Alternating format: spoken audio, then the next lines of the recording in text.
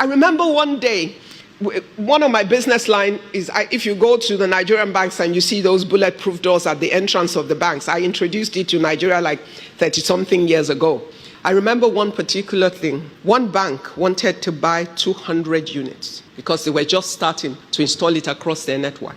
And one of the people involved, I was on holidays in America, one of the people involved called my head of that unit, asked her to come to a meeting. She came to a meeting and they asked her, we hear you guys are the best in this. We want to buy 200 of these. That's a lot of money. The first price point for the door, the first time we sold it was 2 million naira. So try and imagine over time as the price moved, what 200 pieces order was like. And said to them, okay, but we need you to add a certain amount of money to the price, but that portion of it will be paid to us, and this portion will be. And she said, oh, sorry, we don't do that in our company. I said, what do you mean? Go and talk to your madam. She's a businesswoman. I'm sure that she will understand better than whatever you're saying. She called me. I was in Houston. So when she called, I'm like, why are you even calling me? You already know the answer. She said, well, just so that it will not seem like. I said, go back and do what you need to do.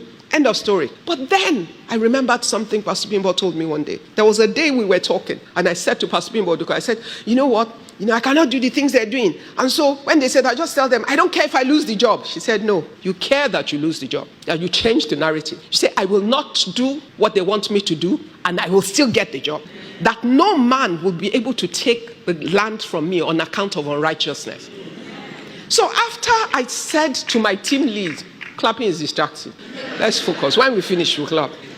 When I said, after I told my team lead that no, we're not doing, even if we lose the job, then I came to my senses and I said, why are we losing 200 unit order because of somebody else's bad behavior? So I got up and I started praying and defied. I said, Father, we will not lose this order and we will not comply. You would move everything you need to move. I woke up the next morning. The first call I received was from my team lead. She said, I told them what you said and I went away. But I just got a call this morning and they said, why are you people so arrogant? Is it just because everybody knows your product is the best? Blah, blah, blah, blah, blah. Anyway, just bring the invoice.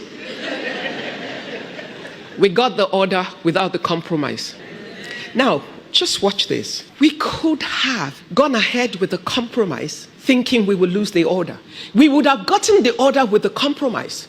But what would have lost is bigger than the profit from the order. Divine acceleration is only according to the hand and the ways of God.